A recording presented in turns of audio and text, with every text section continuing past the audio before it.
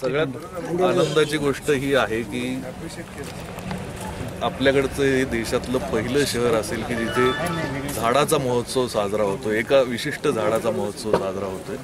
आणि सगळ्यात आनंदाची गोष्ट ही आहे की काटेसावर झाडाचा महोत्सव होतोय, जे झाड खरं तर एवढं उपयोगी असूनही दुर्लक्षित राहिलेलं आहे आतापर्यंत। फार महत्त्वाची वृक्षप्रेमी माणसं गोळा झालीत, ही सगळ्यात जास्त महत्त्वाची गोष्ट आहे।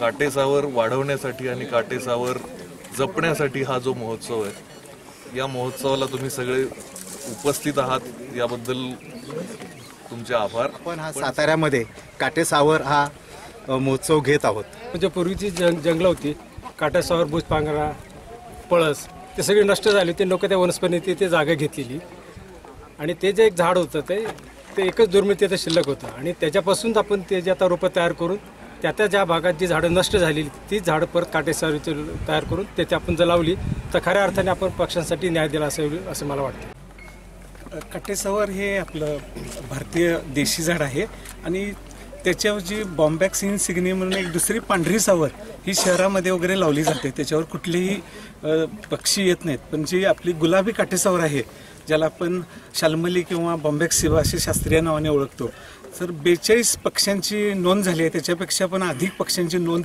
त्याच्यावर होऊ शकते।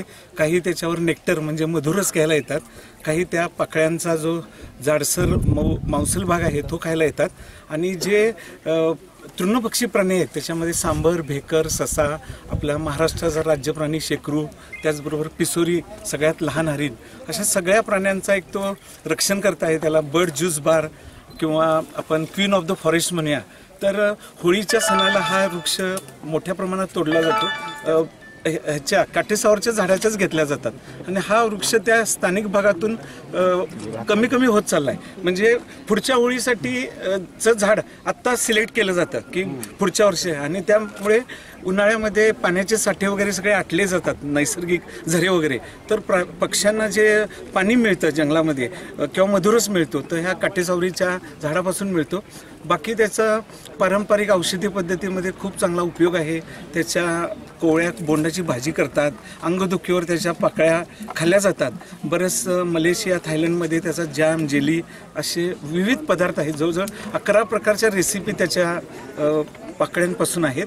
तर हे आपल्या एक अनमोल आणि बहुमोल ठेवा आहे। आणि पश्चिम घाटाचं सातारा आपल्या सह्याद्रीमधलं हे जैवविविधतेनं समृद्ध आहे आणि इथं सयाजी सरांच्या माध्यमातून काटेसावर महोत्सव होतोय, तर ह्याचा प्रचार प्रसार व्हावा, त्याचबरोबर आपली देशी झाडं ही मोठ्या प्रमाणात लावली जावीत, हा या महोत्सवामागचा उद्देश आहे। आणि यापुढे आपण काटेसावर होळीसाठी कापायचं नाही आणि जाळायचं नाही। काटेसावर ह्या झाडाचं वैशिष्ट्य की त्याच्यावर 30-40 प्रकारचे पक्षी बसतात आणि हे होळीला कापलं जातं, तोडलं जातं आणि जिवंत जाळलं जातं। आपण सगळ्यांनी काळजी घेऊया, इतकं सुंदर झाड आहे। आपण जन्मापासून मरेपर्यंत ऑक्सिजन घेत असतो आणि असे ऑक्सिजन देणारं झाड आहे। मला सगळ्यात फुल आवडतं ते हे काटेसावरचं फुल आवडतं, कारण हे सगळ्या पक्ष्यांना फुल आवडतं। सकाळपासून संध्याकाळपर्यंत इव्हन कावळा सुद्धा याचे हे गर खायला येतो। पक्ष्यांना आवडतं म्हणजे काय, याचे गर चांगले असतात। आपण मधुर राजकीय, मला असं वाटलं की ते पक्षाला आवडतं म्हणजे नाही मला फक्त एकच पक्षी आवडतो, तो म्हणजे काटेसावरवर बसणारे पक्षी।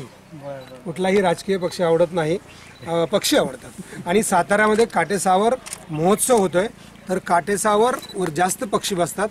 याच्या पुढे सातारा हा काटेसावरचा जिल्हा, काटेसावर फुलाचा जिल्हा व्हावा आणि काटेसावर जिल्हा झाल्यानंतर सातारा हा अनेक पक्षी जे असतात एकत्र येऊन त्या पक्ष्यांचा जिल्हा होईल।